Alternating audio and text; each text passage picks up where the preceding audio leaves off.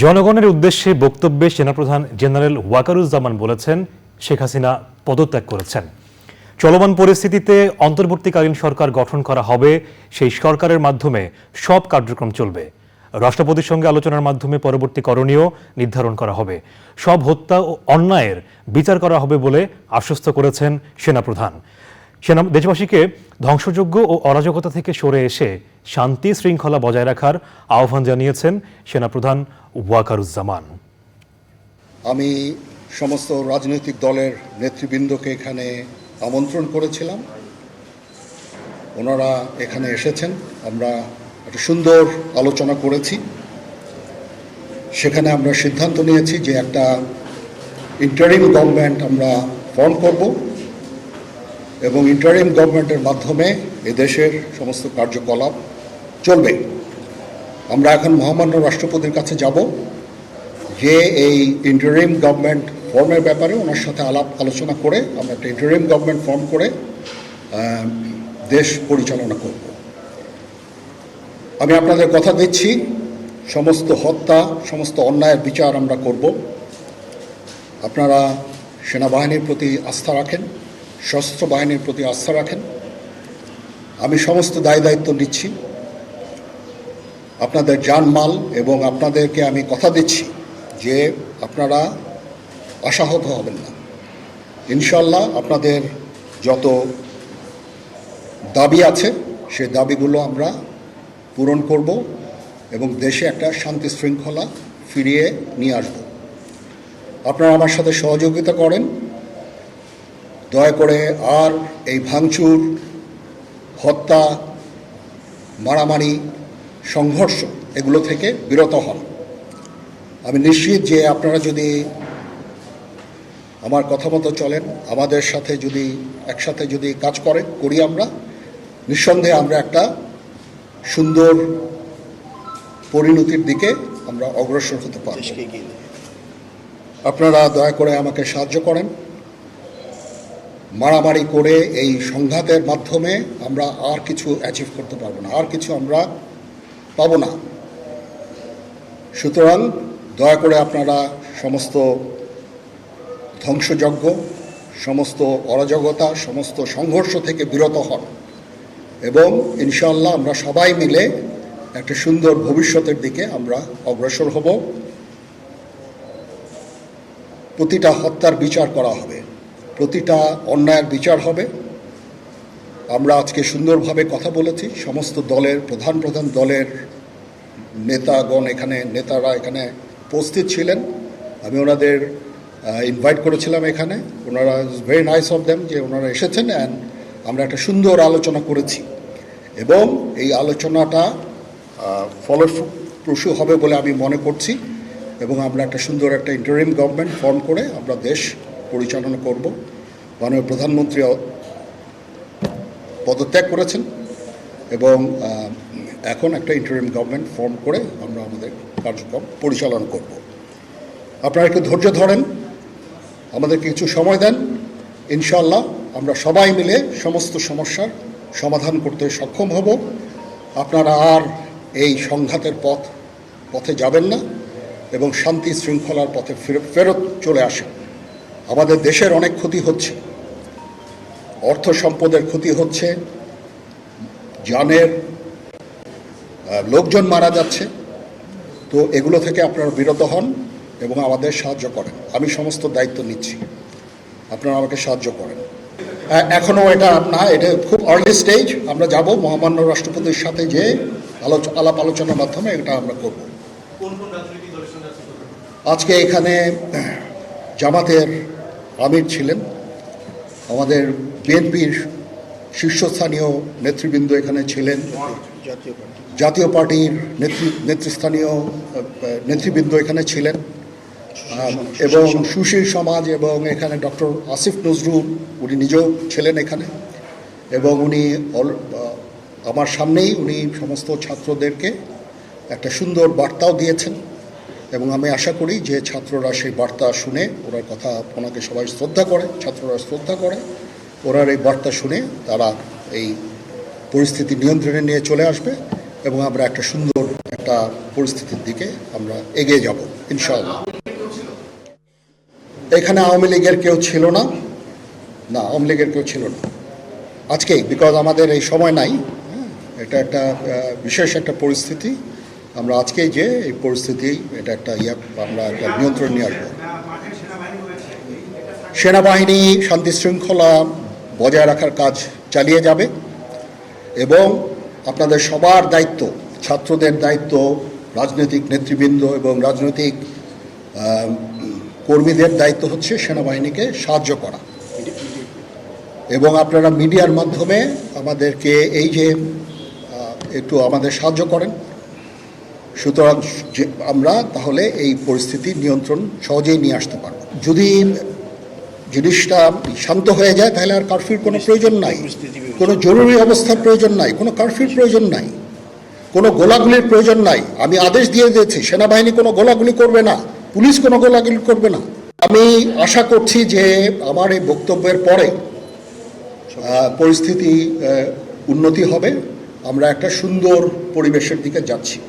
আমরা এটা না, আমি আজকে রাতের মধ্যে একটা আমরা সলিউশনে যাওয়ার চেষ্টা করবো, বাট আমাদের হয়তো 2-1 দিন সময় দিতে হবে। এখনও এটা টু আর্লি। আমরা যাচ্ছি যে আমরা কথা বলবো মহামান্য রাষ্ট্রপতির সাথে, আমরা একটা সুন্দর সলিউশনে আমরা পৌঁছাবো।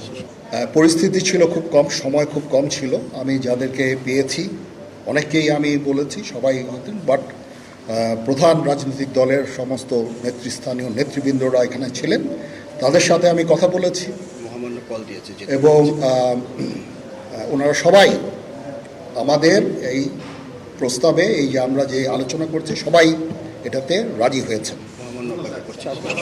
এখানে মমিনুল হক সাহেব ছিলেন, এখানে জামাতের আমির ছিলেন, জুনায়েদ সাকি উনি ছিলেন, তারপরে ডক্টর আসিফ নজরুল ছিলেন। আমরা সবাই মিলে এবং সবাই আমরা এটাতে একমত পোষণ করেছি। এখন ছাত্রদের কাজ হচ্ছে যে শান্ত হওয়া এবং আমাদেরকে সাহায্য করা। ছাত্রদের প্রতিনিধি বলতে আমি এখন ওনাদের কাউকে পাইনি। আমি ডক্টর আসিফ নজরুলকে রিকোয়েস্ট করেছি, যেহেতু ওনাকে ছাত্ররা শ্রদ্ধা করেন এবং উনিও একটা সুন্দর একটা ভিডিও মেসেজ উনি দিয়েছেন ছাত্রদের জন্য। আমি আশা করব যে এই ভিডিও মেসেজটাও কাজে হবে, কাজ দিবে। এইভাবে আমরা কাজ করে দিতে, আমরা কাজ করছি, আমাদের একটু কাজ করতে দেন, একটু সময় দেন, আমরা একটা সলিউশনের মধ্যে আমরা যাব ইনশাআল্লাহ। হ্যাঁ, আপনারা সবাই যারা আন্দোলনরত, যারা ছাত্ররা আছেন, আন্দোলনরত যত লোকজন আছেন, দয়া করে ঘরে ফিরে যান। সবাই ভালো থাকেন, আল্লাহ আমাদের মঙ্গল করুক। আল্লাহ হাফেজ। দর্শক, আমরা সেনাপ্রধানের বক্তব্য শুনছিলাম। এই মুহূর্তে আমি আবারও যাব আমার সহকর্মী শহীদুল্লাহ রাজুর কাছে। রাজু, আপনি তো আজ সকাল থেকেই বিভিন্ন জায়গায় গিয়েছেন সংবাদ সংগ্রহের জন্য, তো আপনি কি দৃশ্য দেখেছেন সকাল থেকে? আচ্ছা সামির, আজকে কিন্তু আমি অফিস ডিউটি শুরু করেছি সকাল 7টায়। যে সকাল 7টা থেকে আমি প্রথমে গণভবনের দিকে যাওয়ার জন্য চেষ্টা করেছি। সেক্ষেত্রে দেখলাম যে শিশু মেলার সামনে সেনাবাহিনীর চেকপোস্ট এবং অনেক কড়াকড়ি চেকপোস্ট সেখানে রয়েছে। এরপর সেখান থেকে মোহাম্মদপুরের দিকে আমি গিয়েছি। মোহাম্মদপুর, ধানমন্ডি, শাহবাগেও ব্যাপক সেনাবাহিনী, পুলিশ, বিজিবি সহ অন্যান্য আইনশৃঙ্খলা রক্ষাকারী বাহিনীর সদস্যরা তল্লাশি চৌকি বসিয়েছিলেন এবং তল্লাশি করছিলেন এবং জনসাধারণের অবস্থান তেমন দেখা যায়নি। তবে যে রাজধানীর যে ফিডার লাইন যদি আমি বলি, মূল রাস্তা থেকে ভিতরের দিকে যে রাস্তাগুলো, সেগুলোতে কিছু কিছু জনসাধারণ ছিল এবং কারওয়ান বাজার, মালিবাগ আমি ঘুরেছি।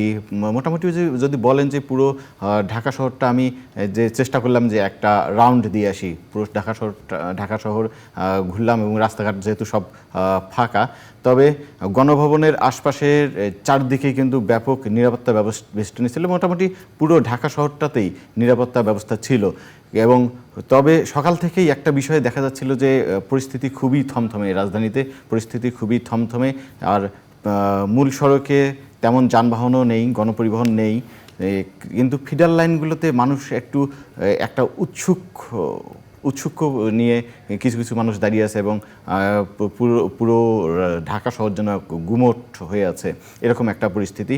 এরপর কিছুক্ষণ বৃষ্টি হলো, তারপর বেলা 12টা 12:30টার পর থেকে উত্তরার দিকে, যে আমি উত্তরার দিকে মুভ করি, সেদিকে যে উত্তরা থেকে মুহূর্তের মধ্যে 12:30 1টা থেকে রাস্তায় লক্ষ লক্ষ মানুষ রাস্তায় নেমে আসলো। এবং পরবর্তীতে আমি যেটা আমরা খোঁজ নিলাম, যে আমাদের বিভিন্ন তথ্যে যেটা যে রাজধানীর উত্তরা, শনিরাকড়া, যাত্রাবাড়ি সহ রাজধানীর সর্বত্র মানুষের ঢল নেমে গেল মুহূর্তে। একটা বিষয় বলে কি, যে প্রায় আধা ঘন্টার মধ্যে পুরো ঢাকা শহর লোকারণ্য, এরকম হাজার হাজার জনতা, লক্ষ লক্ষ জনতা তারা রাস্তায় নেমে এসেছে। এবং এক পর্যায়ে আইনশৃঙ্খলা রক্ষাকারী বাহিনী একটু তাদেরকে বাধা দেওয়ার চেষ্টা করলেও পরে তেমন বাধা দেয়নি। এবং যেটা দেখা গেছে যে আইনশৃঙ্খলা রক্ষাকারী বাহিনীর সদস্য, বিশেষ করে সেনাবাহিনীর সদস্যদেরকে সাধারণ মানুষ জড়িয়ে ধরছে এবং তারা গণভবন অভিমুখে এবং শাহবাগ অভিমুখে যাত্রা করছে। এদিকে যদি বলি, আমি একটু যদি আপনাকে ধারণা দিই, বেলা 1টার দিকে প্রায় এয়ারপোর্ট থেকে বনানী পর্যন্ত এই পুরো সড়কটাই গণমানুষের জমায়েতে ছিল এবং তারা শাহবাগের দিকে মুভ করছিল। এবং এরপর থেকে আপনি যদি তেজগাঁয়ে দেখেন, যে তেজগাঁয়ে লক্ষ লক্ষ মানুষ তেজগাঁয়ের রাস্তা ধরে শাহবাগের দিকে যাচ্ছে এবং মানুষের মধ্যে একটা আনন্দ উৎসবের ইমেজ তৈরি হচ্ছিল এবং তারা উৎসব করছিল। এবং এর মধ্যে প্রায় সকল টিভিতে এবং গণমাধ্যমে যেটা খবর ছড়িয়ে পড়ে, যে সেনাবাহিনীর প্রধান ওয়াকারুজ্জামান তিনি 2টায় জাতির উদ্দেশ্যে বক্তব্য দেবেন। এরপর কিন্তু সাধারণ মানুষ আরও বেশি করে রাস্তায় নেমে থাকে এবং তৎক্ষণাৎ কিন্তু পুরো ঢাকা শহরের সব রাস্তায় জনগণে ছেয়ে যায় এবং লক্ষ লক্ষ মানুষ উৎসবমুখর পরিস্থিতিতে তারা যাত্রা করে। যেভাবে ছিল নারী, শিশু, পরিবার সহ মানুষ, সাধারণ মানুষ রাস্তায় নেমে আসে এবং পুরো রাজধানী এক প্রকার এবং গণ অভ্যুত্থান হয়ে যায় রাজধানীতে। এবং এরপর আমি যদি একটু ধারণা দেই, প্রায় তেজগাঁর মহাখালী থেকে মগবাজার পর্যন্ত যে সড়কটা ছিল, সেই সড়কে প্রায় 1 ঘন্টা 2 ঘন্টা ধরে জনগণ কিন্তু শাহবাগের দিকে যাচ্ছিলই, যেন জনসমুদ্র, জনস্রোত এটা চলছিল। এবং এটা কিছুটা গুমট পরিস্থিতি থাকলেও যে এটা একটা অভাবনীয় যে পরিস্থিতি, যে প্রায় 1 ঘন্টার মধ্যে পুরো ঢাকা শহর জনসমুদ্রে পরিণত হয় এবং এই গণ অভ্যুত্থান সংগঠিত হয়। সামির। রাজু, আপনাকে ধন্যবাদ আমাদের সঙ্গে যুক্ত হয়ে তথ্যগুলো জানিয়ে দেওয়ার জন্য। দর্শক, দেশবাসীকে ধ্বংসযজ্ঞ ও অরাজকতা থেকে বিরত থেকে শান্তি শৃঙ্খলা রক্ষার আহ্বান জানিয়েছেন সেনাপ্রধান। আপনাদের জানমাল এবং আপনাদেরকে আমি কথা দিচ্ছি যে আপনারা আশাহত হবেন না। ইনশাল্লাহ আপনাদের যত দাবি আছে সেই দাবিগুলো আমরা পূরণ করব এবং দেশে একটা শান্তি শৃঙ্খলা ফিরিয়ে নিয়ে আসব। আপনারা আমার সাথে সহযোগিতা করেন, দয়া করে আর এই ভাঙচুর, হত্যা, মারামারি, সংঘর্ষ এগুলো থেকে বিরত হন। আমি নিশ্চিত যে আপনারা যদি আমার কথা মতো চলেন, আমাদের সাথে যদি একসাথে যদি কাজ করি আমরা, নিঃসন্দেহে আমরা একটা সুন্দর পরিণতির দিকে আমরা অগ্রসর হতে পারব। আপনারা দয়া করে আমাকে সাহায্য করেন। মারামারি করে এই সংঘাতের মাধ্যমে আমরা আর কিছু অ্যাচিভ করতে পারবো না, আর কিছু আমরা পাবো না।